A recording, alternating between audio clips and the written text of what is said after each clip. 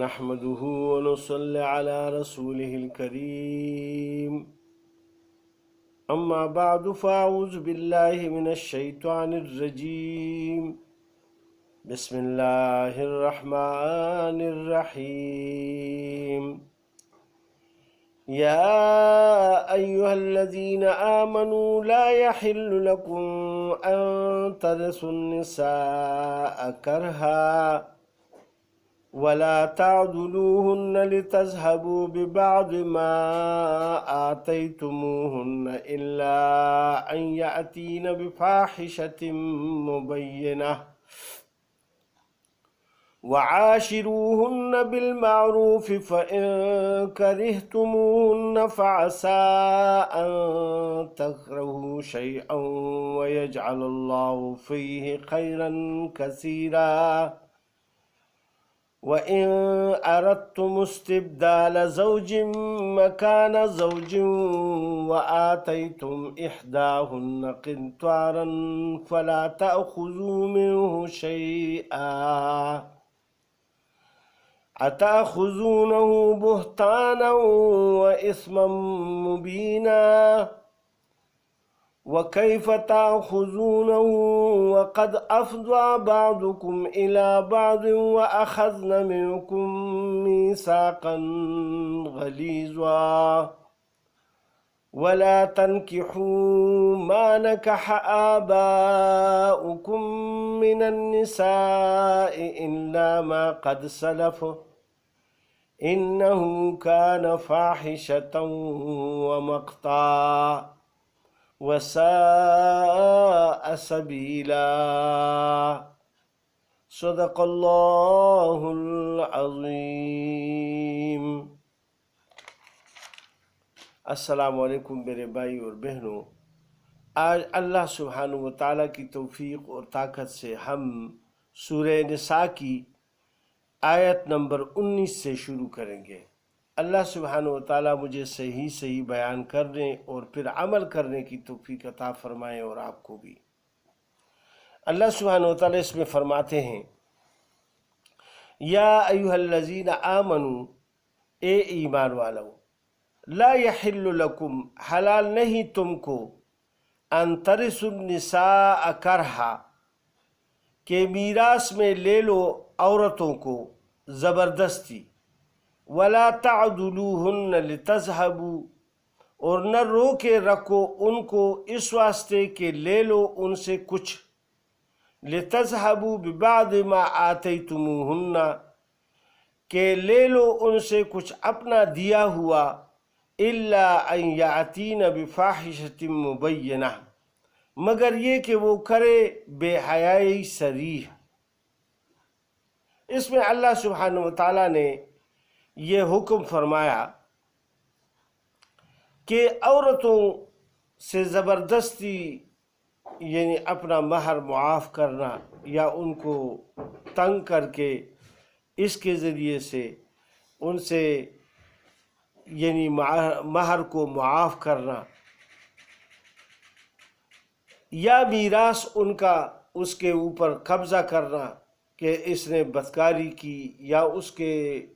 اوپر کوئی الزام لگا کر اس کے میراث پر قبضہ کرنا، یہ مختلف بہانے ہیں جو انسان ڈھونڈتا ہے ایک صحیح عورت پر۔ بعض اوقات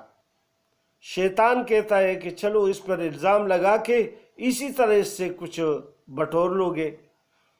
یعنی اس کے حصے پر قبضہ کر لوگے، میراث میں جو اس کا حصہ ملتا ہے، یا جو اس کا مہر ہے اگر کسی کی وہ بیوی ہے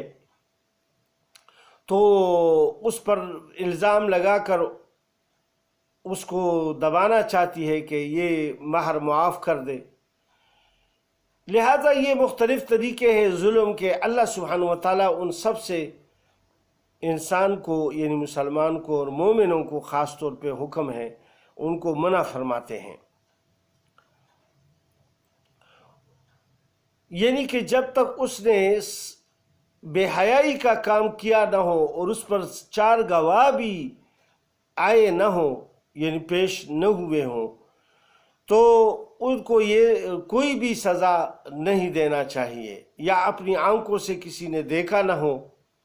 اس کو بے حیائی کرتے ہوئے، تو پھر ان کو کوئی بھی سزا نہیں دینی چاہیے، اور نہ دے سکتے ہیں کوئی آدمی خود ہی، بلکہ وہ تو عدالت دے گی، یا کوئی جو قاضی ہوگا یا کوئی جج ہوگا جس کے اوپر اس کے سامنے یعنی وہ فیصلہ جائے گا، اور پھر وہ فیصلہ کرے گا، معاملے کو دیکھ کر وہ کرے گا۔ تو اللہ سبحانہ وتعالیٰ نے ہر قسم کے ظلم سے یعنی مومنوں کو منع فرمایا ہے۔ پھر آگے اللہ سبحانہ وتعالیٰ فرماتے ہیں وَعَاشِرُوهُنَّ بِالْمَعْرُوفِ، اور گزران کرو عورتوں کے ساتھ اچھی طرح، یعنی اگر وہ اچھی ہے تو اس کے ساتھ اچھا برتاؤ کرو، خواہ مخواہ اس کو تنگ نہ کرو۔ اگر وہ بد زبان ہے یا وہ خود ہی تنگ کرنا چاہتی ہے تو وہ تو الگ بات ہے، لیکن وہ اگر رہ رہی ہے صحیح طرح، آپ کا کام بھی کر رہی ہے، آپ کی بات بھی مان رہی ہے، تو پھر اس کو مت تنگ کرے، کیونکہ اللہ سبحانہ وتعالیٰ فرماتے ہیں فَإِن كَرِهْتُمُوهُنَّ، پھر اگر وہ تم کو نہ باہے، یعنی ان کو وہ تمہیں پسند نہ ہو، ویسے ہی شکل صورت اس کی تمہیں پسند نہیں ہے، یا کوئی عادتیں ایسی ہے کہ اس کی وہ تمہیں پسند نہیں ہے، تو اللہ فرماتے ہیں فَعَسَىٰ أَن تَكْرَهُوا شَيْئًا، تو شاید تم کو پسند نہ آئے ایک چیز، وَيَجْعَلَ اللَّهُ فِيهِ خَيْرًا كَثِيرًا، اور اللہ نے رکھی ہو اس میں بہت خوبی۔ بعض اوقات ایسا ہوتا ہے کہ ایک عورت ہوتی ہے، اس کی عادتیں کچھ ایسی ہوتی ہے، دل میں اس کی کدورت نہیں ہوتی، لیکن وہ بس بعض حرکتیں ایسی کرتی ہیں کہ وہ شوہر کو ناپسند ہوتی ہے، یا شکل صورت میں کچھ وہ اتنی اچھی نہیں ہوتی کہ اس کو بھلی لگے۔ تو اللہ سبحانہ وتعالیٰ فرماتے ہیں کہ تم یہ نہیں سمجھتے کہ تم کو ایک چیز پسند نہیں ہے، لیکن اللہ نے اس میں بہت زیادہ خیر تمہارے لیے رکھا ہو، اور اس سے اولاد ایسی پیدا ہو کہ وہ تمہاری موت کے بعد تمہارا کام آ جائے۔ اگر تم بہت بھی خوبصورت لڑکی سے شادی کر لو اور پھر اس سے اولاد ہی نہ ہو، یا اس کی اولاد ایسی پیدا ہو جائے کہ وہ تمہیں موت کے بعد یاد بھی نہ کرے، یا تمہیں پھر یعنی بڑھاپے میں ستائے، تو اس کا تو کسی کو علم نہیں ہے کہ آگے کچھ ہونے والا ہے، وہ تو صرف اللہ ہی کو پتہ ہے۔ تو اللہ سبحانہ وتعالیٰ نے اسی لیے فرمایا کہ تمہیں آئندہ کا کچھ بھی پتہ نہیں کہ تمہارے لیے کون سی چیز بہتر ہے، تم گزارا کرو اس میں۔ پھر آگے اللہ سبحانہ وتعالیٰ فرماتے ہیں وَإِنْ أَرَدْتُمُ اسْتِبْدَالَ زَوْجٍ، اور اگر بدلنا چاہو ایک عورت کی جگہ، مکان زوجن، دوسری عورت کو، یعنی ایک عورت کی جگہ دوسری جگہ تم اس کو چھوڑنا چاہتے ہو اور دوسری عورت سے شادی کرنا چاہتے ہو، تو پھر کیا ہے وَآتَيْتُمْ إِحْدَاهُنَّ قِنْطَارًا، اور دے چکے ہو ایک کو بہت سا مال، یعنی جو چھوڑنے والی ہے اس کو آپ نے مہر دیا ہے، بہت زیادہ مہر باندھا ہوا تھا وہ سب دیا ہے، یا کوئی اور چیز اس کو دی ہے کہ یہ تمہاری ہو گئی ہے، اس کو کہا ہوا ہے۔ قنطار کا مقصد بہت سا مال ہوتا ہے، ڈھیر سارا مال۔ فَلَا تَأْخُذُوا مِنْهُ شَيْئًا، تو مت پھیر لو اس میں سے کچھ بھی، یعنی اس میں سے کچھ بھی واپس نہ لو۔ جب اس کو طلاق دینے لگو تو پھر وہ اس کو چھوڑ دو کہ وہ سارا مال اس کا ہو گیا، کیونکہ اللہ سبحانہ وتعالیٰ فرماتے ہیں أَتَأْخُذُونَهُ، کیا لیا چاہتے ہو اس کو، بہتانا و اسم مبینہ، ناحق اور صریح گناہ سے، یعنی اس پر بہتان لگا کر، غلط بیانی کر کے، اس کو بدنام کر کے اس سے وہ چیزیں واپس لینا چاہتے ہو جو تم نے دی ہوئی ہے۔ تو اللہ سبحانہ وتعالیٰ نے اس میں یہ فرمایا۔ حضرت عمر فاروق رضی اللہ تعالیٰ عنہ نے ایک دفعہ اپنے خلافت کے دور میں ایک یعنی مہر مقرر کر دی کہ اس سے کوئی بھی زیادہ مہر نہیں لے گا، اور اگر کوئی زیادہ مہر باندھے گا تو اس کو سزا ہوگی۔ تو ایک بوڑھی عورت اٹھی اور اس نے یہ آیات پڑھ کر سنا دی حضرت عمر فاروق رضی اللہ تعالیٰ کو کہ اللہ سبحانہ و تعالیٰ تو فرماتے ہیں اگر تم نے بہت سارا مال بھی دیا ہو یا دے سکتے ہو تو وہ جائز ہے۔ جب اس نے یہ آیات پڑھ لی تو پھر اس نے اس آرڈر کو منسوخ کر دیا۔ اب اللہ سبحانہ و تعالیٰ کیونکہ وہ تو اللہ کے صحیح بندے تھے اور اللہ کے کلام کو ماننے والے تھے، اللہ کے سامنے سر جھکانے والے تھے،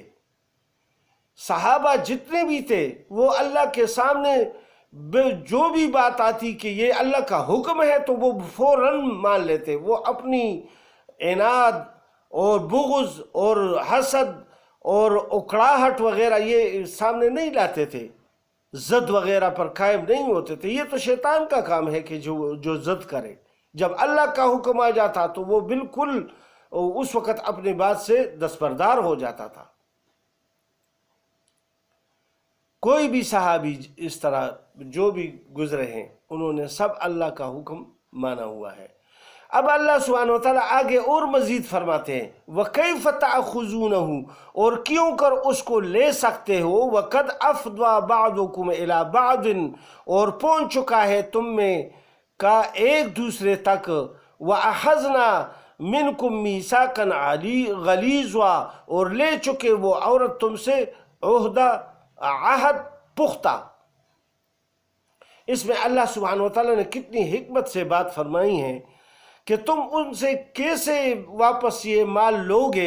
جو مال دیا ہوا ہے، مہر دیا ہے یا کوئی اور چیز اس کو عطا کی ہے، دے دی ہے کہ یہ تمہاری ہو گئی، اور اب جب اس کو طلاق دینے لگو، چھوڑنے لگو تو اس سے واپس لے رہے ہو، حالانکہ تم ایک وقت میں ایک دوسرے کے ساتھ ملے ہوئے تھے۔ جو سب سے قریب رشتہ ہے، جو یعنی ایک عورت اور ایک مرد کا سب سے زیادہ قریب رشتہ اس وقت ہوتا ہے جب یہ آپس میں ملتے ہیں، کیونکہ یہ کام تو یعنی انسان اپنی والدہ، بہن اور کسی کے ساتھ نہیں کر سکتا، جو صرف بیوی کے سامنے یعنی مطلب ہے وہ اپنے آپ کو ظاہر کرتا ہے، اور بیوی اس کو اپنے آپ کو یعنی ظاہر کرتا ہے، اور یہ یعنی قریب تر حالت ہوتی ہے انسان کی، اس سے قریب تر حالت اور کسی کی نہیں ہو سکتی۔ لہٰذا یہ جو، اور دوسری بات یہ ہے کہ جب نکاح پڑھا جاتا ہے تو اس میں اللہ سبحانہ و تعالیٰ کو حاضر ناظر جان کر یہ دونوں اقرار کرتے ہیں کہ ہم آپس میں اچھی زندگی گزاریں گے اور ایک دوسرے کا احترام دل میں رکھتے ہوئے ایک دوسرے کی خدمت کریں گے۔ مرد جو ہے باہر سے پیسے کما کر لائے گا، ان پر خرچ کرے گا، اپنے بال بچوں پر خرچ کرے گا، اور عورت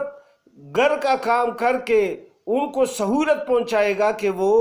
یعنی آرام کرے، اس کو خوشی حاصل ہو گھر میں آ کر، اور پھر وہ خوشی خوشی کام کے لیے صبح پھر نکلے، یعنی اس کی رات اور اس کی گھر کی زندگی بہت خوش اسلوبی سے گزرے۔ عورت یہ کوشش کرے کہ میرے مرد کو کوئی تکلیف گھر میں نہ پہنچے،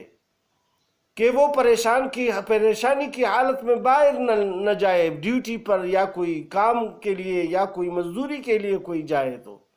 اور اسی طرح جو مرد ہے وہ باہر سے جو کچھ اس کو اچھی اور بلی لگے وہ گھر میں لائے تاکہ اس کی بیوی اور بچے خوش رہے۔ تو ایک دوسری کی خوشی کا خیال رکھتے ہوئے زندگی گزارنا چاہیے۔